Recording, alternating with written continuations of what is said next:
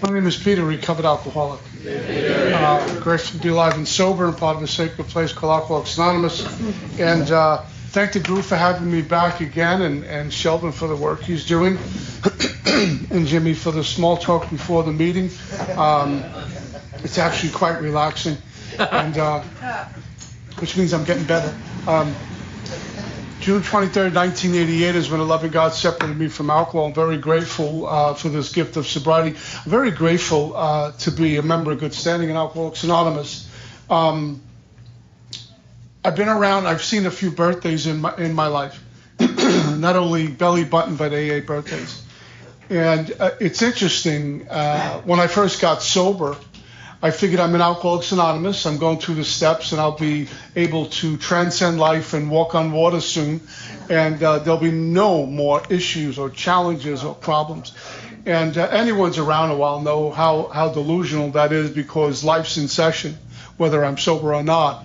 And one of the things I'm especially grateful to Alcoholics Anonymous and the God of my understanding, not that I understand God, but God of my understanding, is that through the obstacles that are put before me over the years, and the thunderbolts and the challenges that show up when I'm not expecting them either, that somehow, for the most part, fear has been replaced with an undercurrent of I'm going to be okay.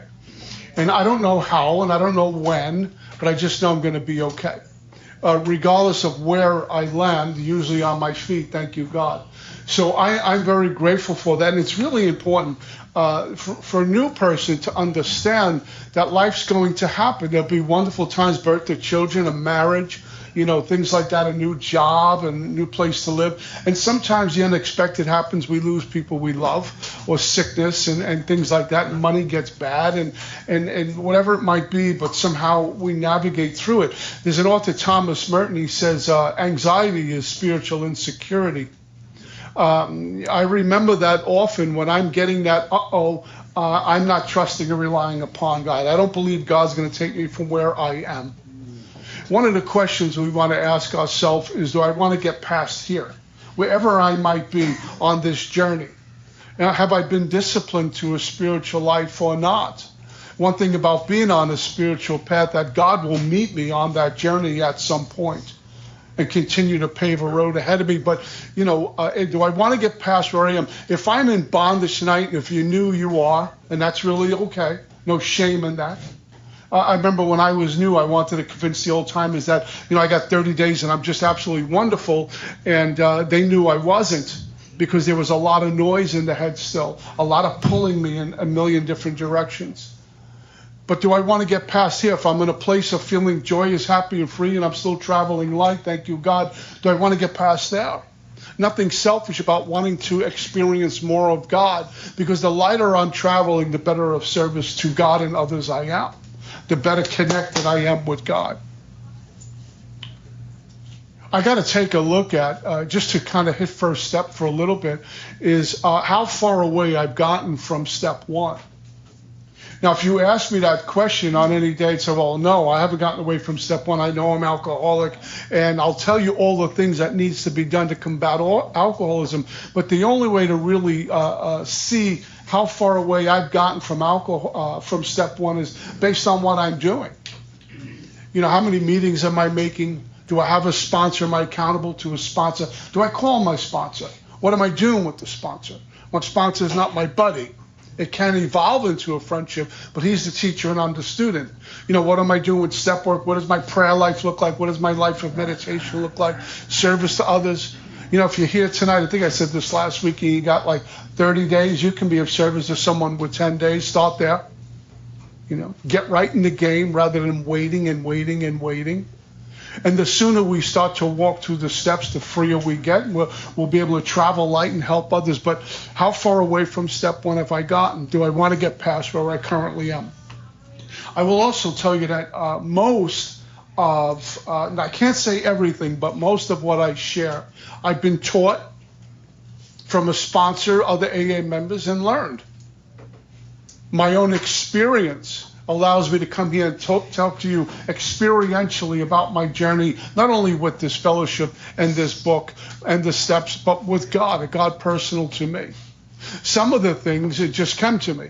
Anyone's around here a while has a good 10 and 11 life, you know you will be inspired, living in spirit, and things will just kind of just come to us. And I'm very grateful for this. I do have a home group.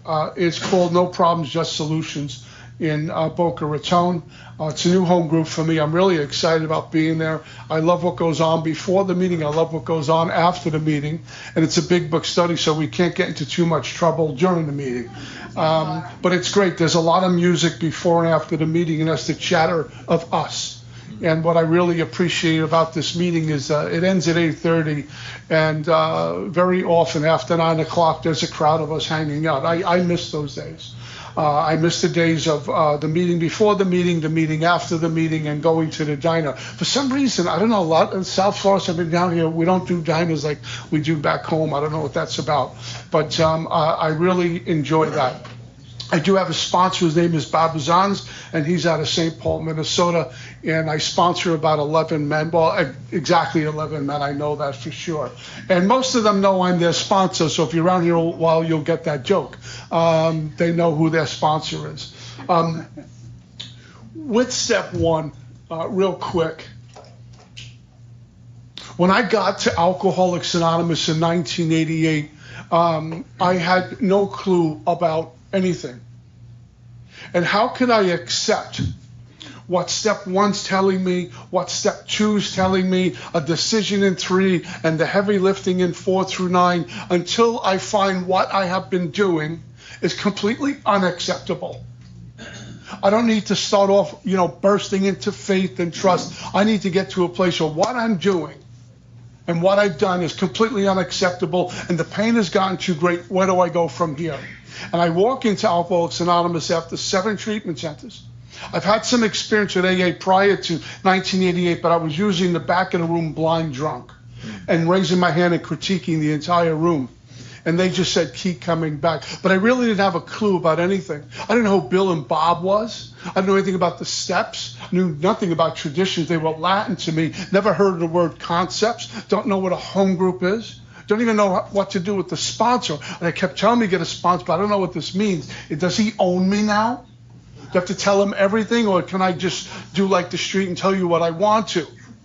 And when I got to Alcoholics Anonymous, I walked in here physically sober, but I was still in the street. I still had those kind of attitudes and point of view on everything. I spoke like I was in the street. I cursed when I was in front of women. I dressed inappropriately. I came in here with the street, and what followed me also was a thing called fear, which ate me up all the time. I knew nothing about recovery.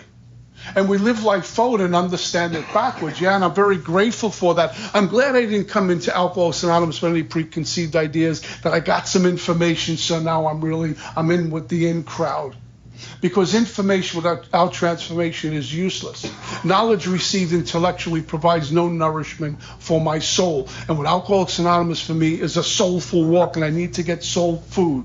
Information's great, but if it doesn't cause a transformation, spiritual revolution, it's just information while I'm drinking a double vodka. Sitting at the bar telling the bartender all about AA. So I don't know anything. And I'm really grateful for that. I know that sounds a little odd, but I'm so grateful I knew nothing, because I was a clean eraser board. And God gave me a GOD, a gift of desperation, that beat me into a state of reasonableness. Well, I'm going to listen to what you have to say. I'm rocking and rolling.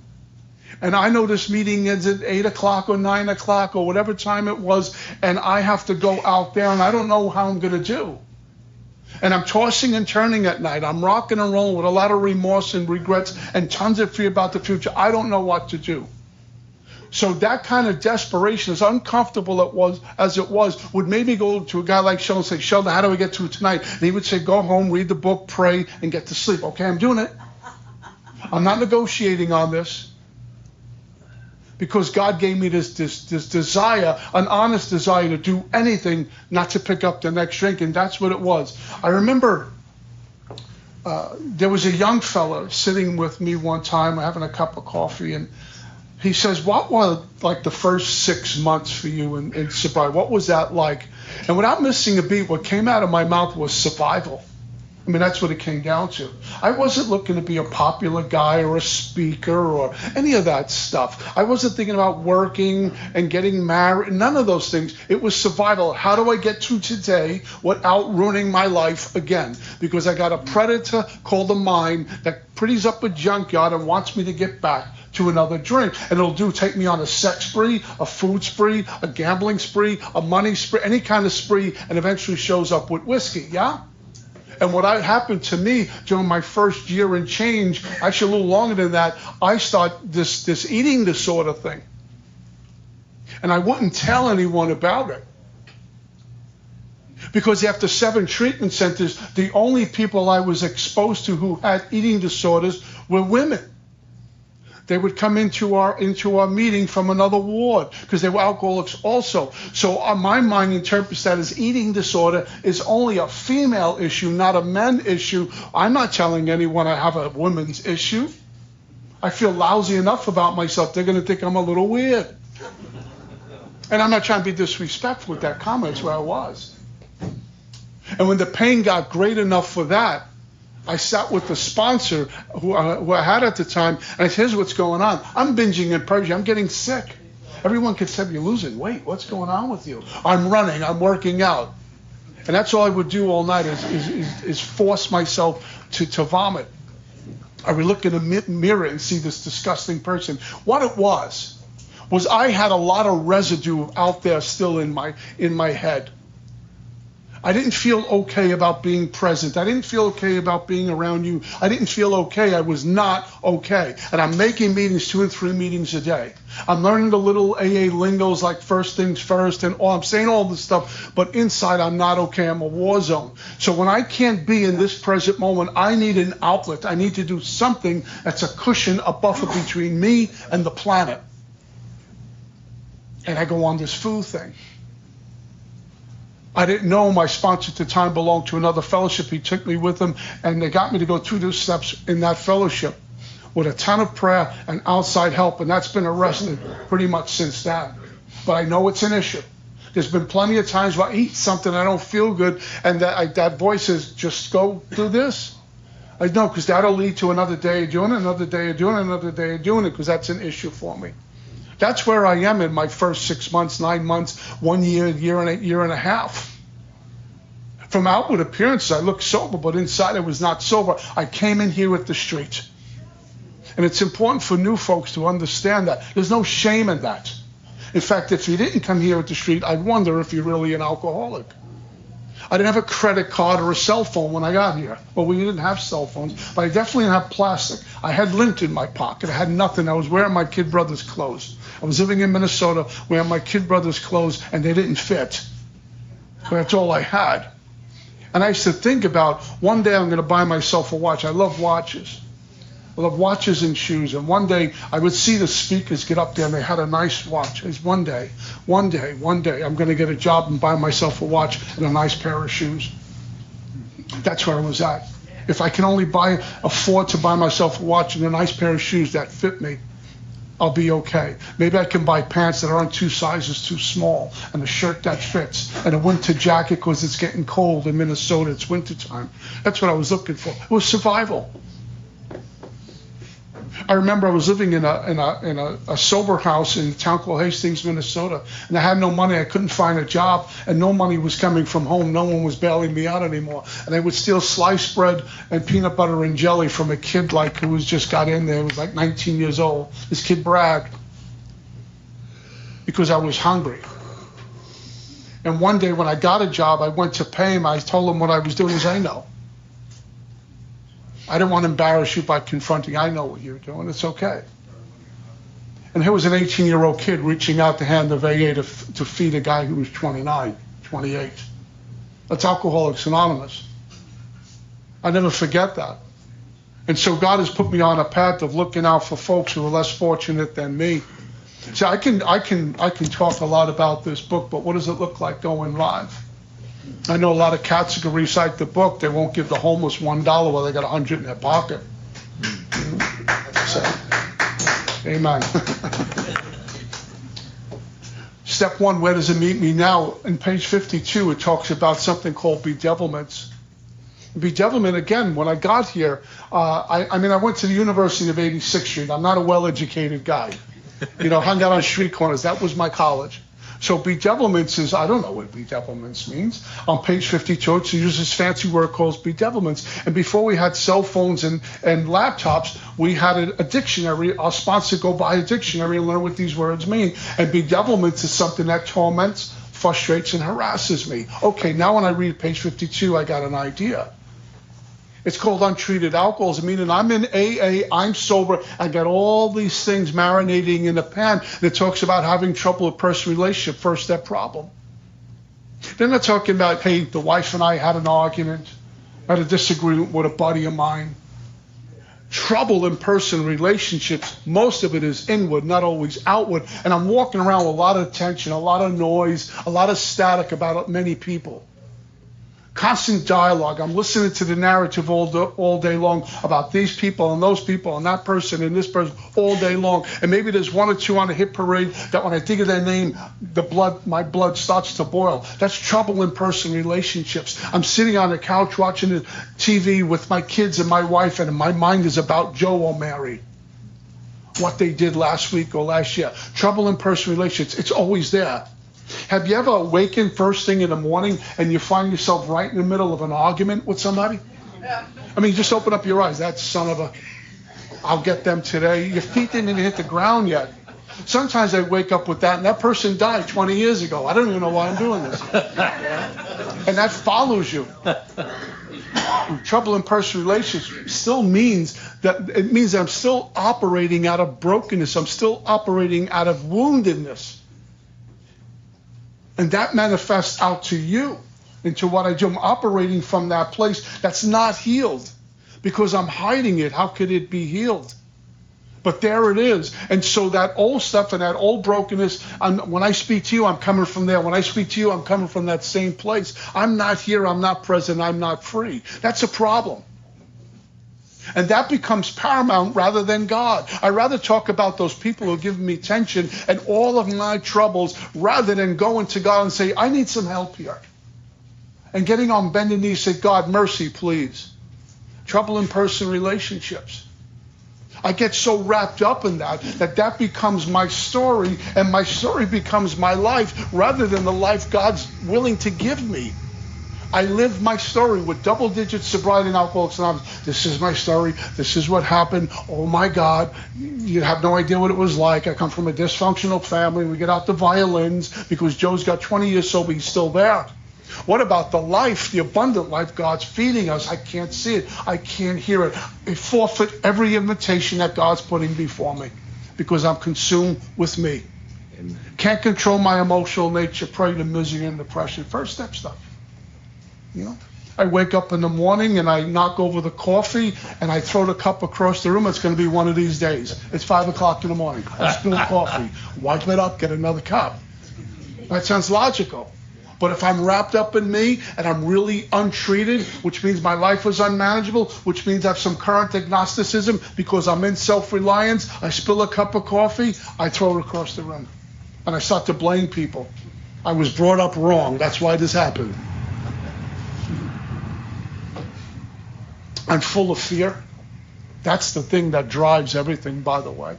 Can't be of help to other people. Can't make a living. Maybe I am working somewhere, but I'm miserable being there.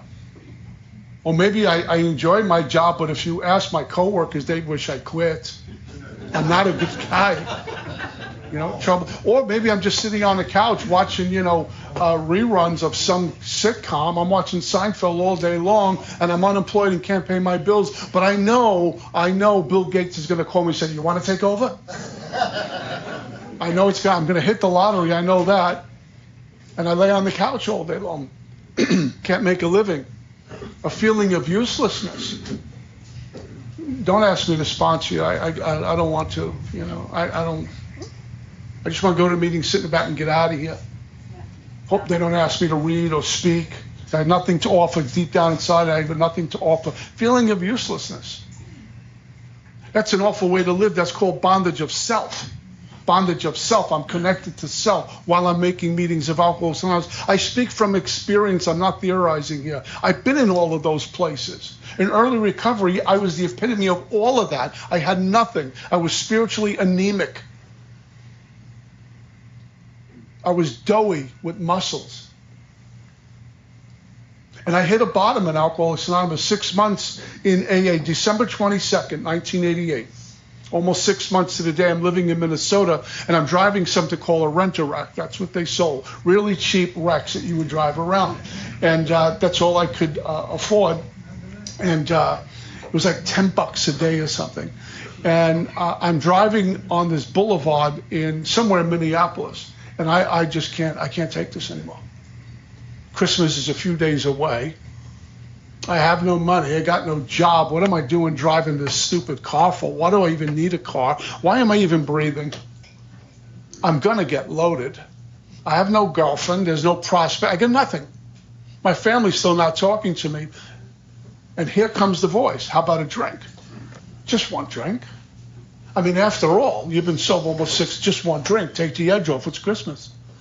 If not, get a bump, get a pill, just get something. Just chill. And I knew I was on thin ice. There was a little voice that for some reason, I don't know till this day, why I paid attention to it, that said, keep driving. Driving by the bar, driving by another bar, driving by another bar, driving by another liquor store. Then I'm looking for guys dealing on the corner. Who's doing a jitterbug? Maybe get something there. Kept driving, get on this Highway 61 all the way to a town called Cottage Grove, and I show up at this guy Joe's house. I'll call him Joe. And I knocked on the door. He says, come on in. What are you doing? And I gave him my tales of woe. You know, when we're newcomers, we just purge everything. And he listened to me for about 5 minutes, give him all my stuff. And when I paused, he says, question, where are you with God in the 12 steps? He says, when do you start the steps? He says, when you stop throwing up, you're late. I didn't want to hear this. I want that I understand. Let's have a cup of coffee. I'll cry on his shoulder. We'll go to a meeting. And nothing changes. I just got a companion for a couple of hours. That's about it. But he's going to go home to his wife, and I got to get back in this ridiculous car and go back to the sober house with my stuff. And he stopped and he put an end to the bleeding. You're late. I'm supposed to start the steps when I stopped throwing up. That was not a warm and fuzzy answer, but it saved my life. I knew something had to change. Because I almost got drunk that day, and only by God's mercy didn't I. I didn't. And I'm right in the middle of this thing called bedevilments that are tormenting me, frustrating me, and harassing me. The greater need for God. What's the way out of all of this? Big Book says I'm an alcoholic, cannot manage my own life. That's drunk or sober. That no human power could relieve me of my alcoholism. That's drunk or sober. He, she, and the stuff out there won't fix me. And I'm not here to ruffle feathers, but my experience, that meetings won't treat this either. I need to be at meetings. I go to a lot of meetings. I love our fellowship. Anyone who's close to me knows I'm all in. But just going to meetings alone is not going to treat that thing that takes me back to that which is killing me. Because I leave here in an hour. This meeting breaks up at 8:30. Then we're in our car going where we're going, and how am I going to do to get through to tomorrow morning? Yeah? I do it. What's the way out of all of this? Being convinced that my life run on self-will can hardly be a success. That's a spiritual thing. That's not a conclusion of the mind. Some folks say the first 3 steps are conclusions of the mind. I have a different experience. Any conclusion of my mind gets me in trouble. My mind doesn't give me truth. It never will. But it's a spiritual thing. That thing that goes on, and I say, I need to ask Joe for help. I need to ask Mary for help. I can't do this anymore. It also says that God could and would if he was sought. What am I doing to seek this God? Because when I get there, it reads God can and has. So to point her out, and we go to chapter 2 agnostics, to point her out of all of it, whether I'm drunk or sober, is step 2. I haven't arrived yet, but my best description for step 2 is, before we had GPSs and cell phones, you wrote down directions, or you asked somebody. I remember one time I was somewhere in North Jersey, and I'm lost. I'm just driving around and my car's low on gas. And I had no idea. I'm hitting like these back roads now. I mean, I'm in the middle of nowhere. And I'm starting to get really nervous. And I'm driving around looking at the gas tankers. Oh my God, I'm going to get stuck in the middle of nowhere. There were silos on these farms. I don't know silos. I'm from Brooklyn. I'm in panic mode. I'm waiting for Jason to pop out with a mask or something. And way up ahead, I see lights, bright lights. What do? Head to the lights. Gas station. Fill it up. Ask for directions. Boom, I'm home. That's step 2. I'm nowhere. I don't know what to do. I can't take it. I make 4 meetings a day and it's still on me. I talk to a lot of people. It's still on me. I don't know what to do. I can't get out. If I'm not thinking about a drink, I'm thinking about acting out 28 different ways. What do? And I'm not sleeping at night. I'm not even eating right. I have no motivation. I'm lost. And I sit with the sponsor, and I get to see the depth of step 1, that I have alcoholism and not wasm, and it doesn't come in a bottle of whiskey. Alcoholism doesn't come in a bottle of whiskey. And I never picked up the first drink drunk. What am I going to do about this? And I get to learn about this, I think we talked about last week, this phenomenon called craving, where I get stuck in more, I need more, this mental obsession which takes me back to it, and this spiritual disconnection. Chuck Chamberlain would call it a conscious separation. There's a God, but I'm way over here. There's no connection, there's no attachment. What I am attached to is self. You know when you go to Barnes & Nobles, they have like a self-help section, and we say I'm going to work on myself. I'm going to get to find myself. I need to know myself. Don't do any of that. We got to get rid of self. Self doesn't need any more help. It's done enough damage. If I try to find myself, I'm looking for the wrong guy. And when I get there, I'm going to go, this is me. I need to get far away. The book says, relieve me of the bondage of self. I'm attached with like an umbilical cord, and it follows me wherever I go. It's all up in here. It tells me how to see, how to speak, how to hear, everything. It's got to go. I don't need giving self any more help. The point was step 2. It says, came to believe. It's an arrival at some point. That this power greater than me. Is it possible? Is it possible? Sometimes I have to do this with new guys, that there's something greater than you. And they think a while. I say, how about a bottle of whiskey? It does for you what you can't do for yourself. So don't you believe in something greater than you anyway? It's called whiskey. When I drink, I know I'm going to drink and feel better. And I can't do it on my own. Came to believe that a power greater than myself could restore me to sanity, wholeness of mind, truth, one with God. I'm not getting drunk in that place. In fact, in step 10, it talks about being in a place called recovered. That the problem has been removed. That's the delivery day. And we look at, I come in here and I'm a cradle Catholic, so I believe in the carpenter. And it's possible there's something out there, but it's not tangible. I can't hear it, I can't see it, I can't touch it. So what do? Well, at the beginning, seeing is believing, so I used you, a group of drunks, for good holy direction. I can see you, I can touch you, I can hear you.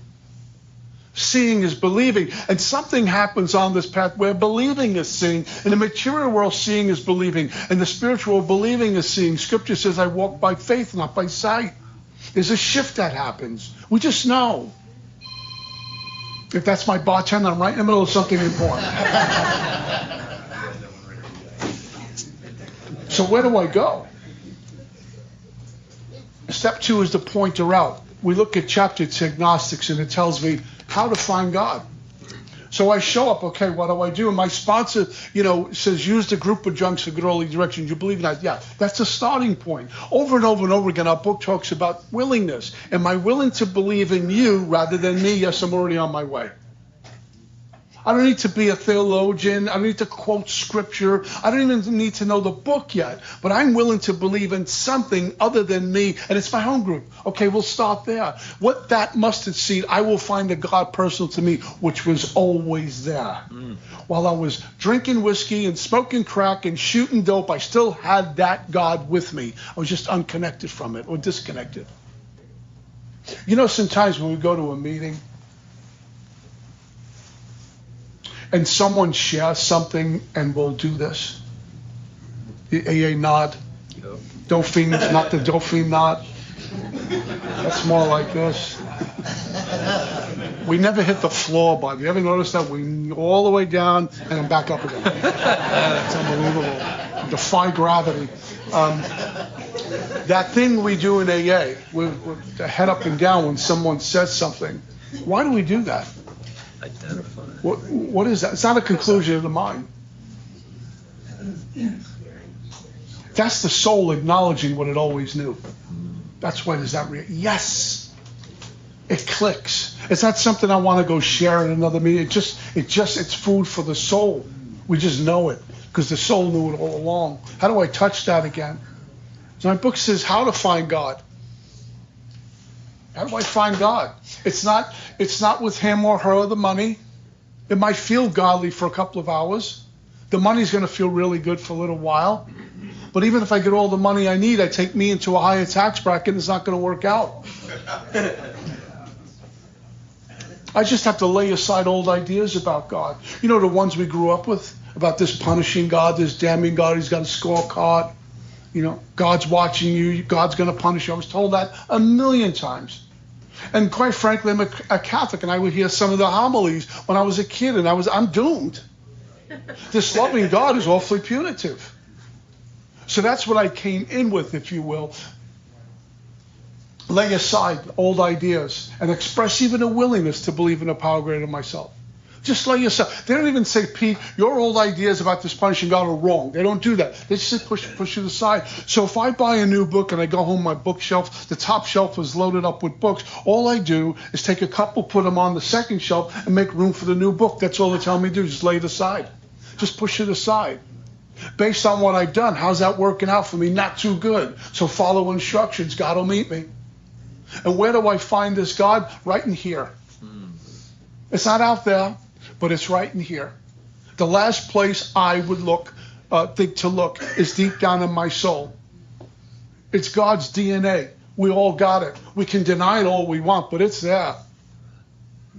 And every once in a while we will get it. And you don't need to be 10 years sober, 20 or 30 years sober to get that little intuitive push, that thing. And you try to interpret how it happened, you can't. And when you can't, you know it's God. There's no adjectives to adequately describe God or an interaction with God. You can't. We tell stories in AA, but it doesn't do it justice. That's God. We have a 3-letter word, God. That doesn't sum up God. It's too great. Way beyond what I can study books for years and just scratch the surface. That's what I'm touching. I just need to lay aside. And why? When I see hundreds of people solving their problems with the simple reliance upon God, how can I doubt it? I come to an AA meeting and I hear a bunch of people say, but for the grace of God, I'm very grateful to God. Because of God's grace, this has happened. How can I deny that? I heard what it was like. I heard what happened. I hear what it's like now. How can I deny that? I can't. Am I really desperate? I'm going to do what you do to get what you have. At any length, any cost. I don't care. I can't die anymore. Guys, I'll tell you, 1988, when God got me sober and separated me from alcohol, and I'm not making my story worse than anyone else. I was petrified and dying. I cried myself to sleep more times than I care to admit. Because the remorse of what I did to my life at 28, I'm done. Guys I knew growing up were married with careers and children, and I'm living in a sober house. Talk about force-feeding of humility. But God did all that to create an environment to get me to listen to what you had to say. Most folks will bristle at antagonism when we talk about God, especially out there right now. God's a 4-letter word.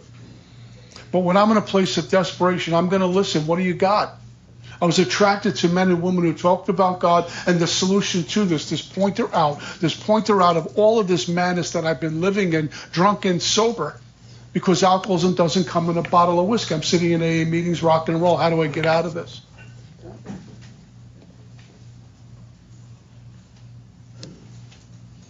Most folks, I'm one of them, found difficulty with God with all the rules and regulations. But there's no difficulty with God towards me. It was always me towards God with misperceptions and conception about what this God is. The arrogance of me to come in here and figure out I know what God is and isn't. And one of the things that the steps did for me, in order to find the truth, I need to get rid of the lies. And one of the things the steps did was remove. The process of recovery is not addition, it's removal. The more of me that's removed, the more of my ideas, attitudes, and emotions, which are once guiding me, they're removed. I find myself in a place of traveling light. There's no more, nothing else blocking me anymore. Yeah? My sponsor had me write down on a sheet of paper where I believe God's working in my life. As I woke up and I'm sober. That's what I came up with. And then he says, write down where you don't think God's working in your life. I'm still thinking about a drink. I'm still acting out. And I was still blaming God for a lot of things. That was my agnosticism. He had me write down my old conception of God, which I just shared with you as this punitive God. He had me write down what my current conception of God was. That was you, a group of drunks for good early direction. No? And he did something that I thought was genius. It's not in the book. It was just a spiritual homework assignment. Can you write down in a paragraph or two, looking forward, what your relationship with God would look like? What kind of God do you want to have in your life? He gave me something to shoot for. And like most of it, was a loving, forgiving, caring, passionate God. Almost like a loving parent. A strong God. And that's what I wrote down.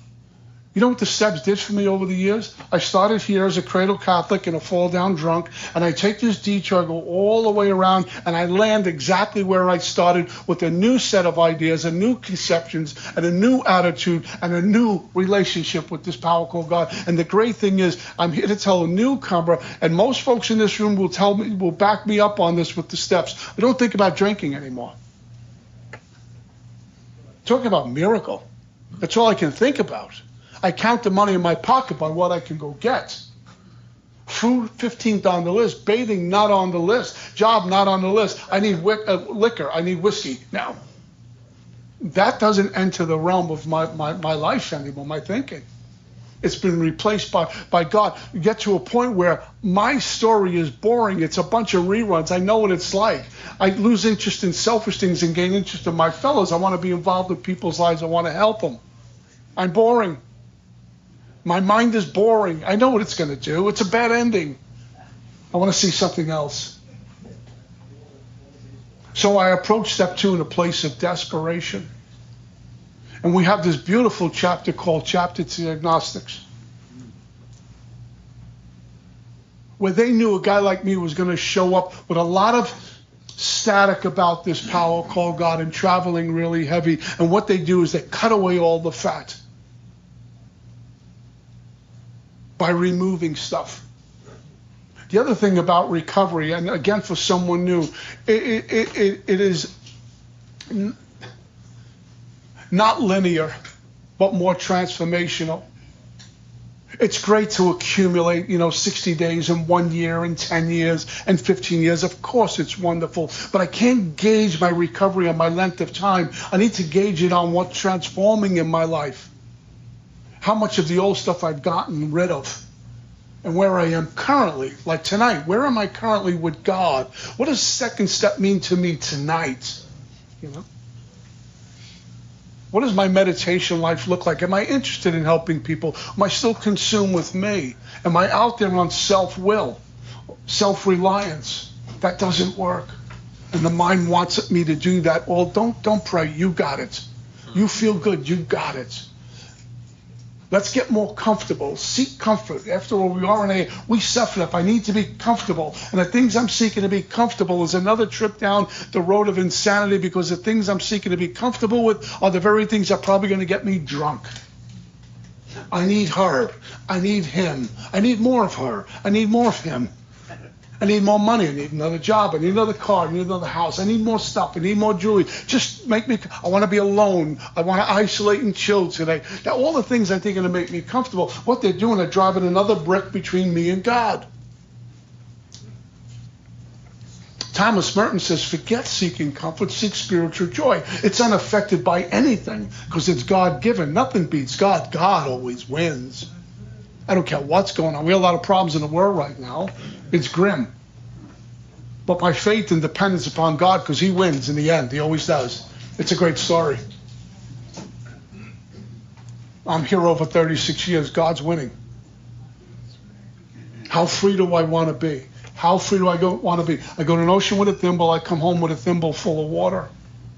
And God's given me the whole thing. How free do I want to be? Am I sick and tired of being sick and tired? I get a sponsor. I take a look at how deep the roots run on step one. I could be full-blown alcoholic and sober. I could be suffering from alcoholism without ever drinking. I could die from alcoholism without ever drinking. Okay, got that. Then how do I get out? And that's step two, a pointer out. It's a pointer to the solution. And God willing, next week we'll talk about step three. That's all I got. Peace.